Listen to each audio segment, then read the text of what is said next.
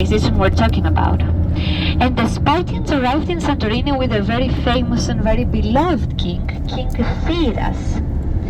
And because King Theras did amazing things for the island and for his people, these people decided to rename Kallisti once again after him, calling it Thera. Thera is actually still the legal name of Santorini, so in all the legal papers and all the addresses of the island we will find the name Thera written upon it. The name Santorini came many centuries later, roughly in the 1200 after Christ, so 20 centuries later, when the Italian occupants arrived on the island. And because the first thing they were seeing upon arrival was a church called Santa Irene, with the continuation of the years and the pronunciation of the name Santa Irene being heard a lot, the name of the island was automatically changed to Santorini. But even though the most popular name of the island today is Santorini, the legal name of it still is Thera. Now the difference between the name of the island and the name of the capital is only 3 letters.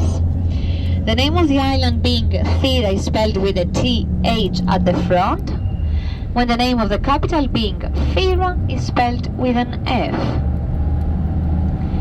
Also something else very important.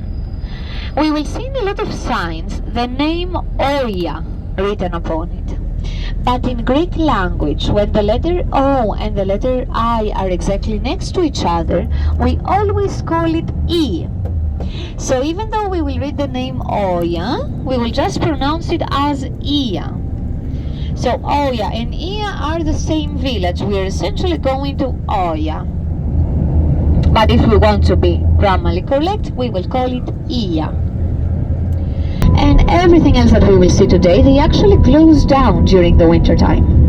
So our season starts at the beginning of April, but everything closes back again at the end of October. So if you were to come back again in a week or so, you would see a whole of a different island.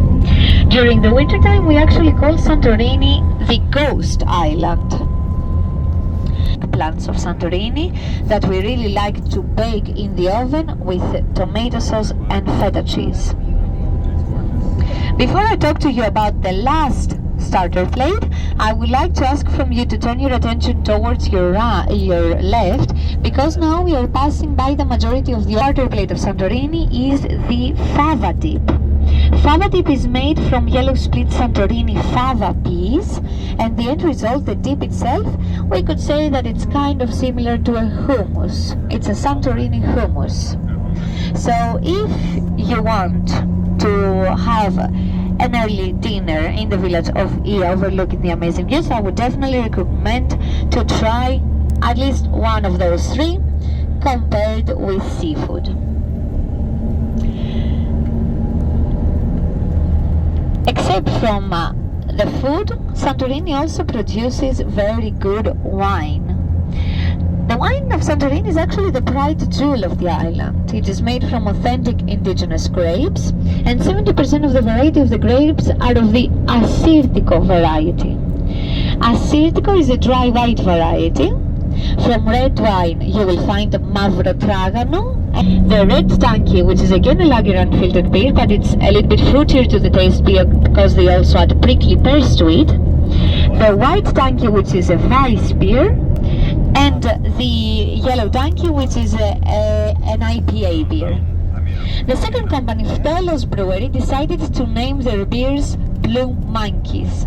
But the name is not random at all. They actually named them after the very famous wall painting that was found in the prehistoric village of Akrotiri of a couple of blue monkeys playing in the trees, and the mini markets.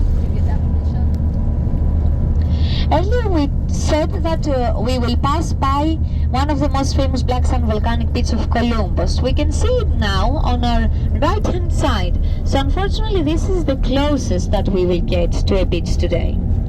On the island, the majority of the beaches are black sand volcanic beaches.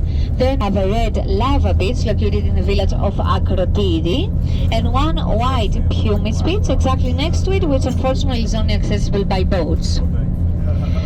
Now the beach of Columbus is very popular But it's not the beach itself that makes it like that, rather than something that is located 8 kilometers northeast and 10 meters underwater from the shore.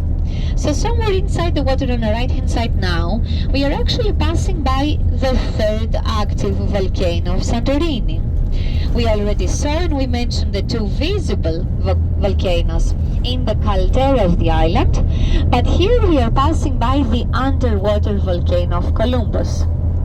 This volcano was discovered in the 1600s and today is said to be the most dangerous of the three. But fortunately, we have NASA researchers on the island all year round monitoring all three of the active volcanoes, so hopefully they will inform us if something's not looking good. Because in Santorini in general we don't have any traffic lights, when we get at the top of the stairs, we will gather all around and I'm gonna become your personal traffic light so we can pass the road all together and safely, of course. Even though we will finish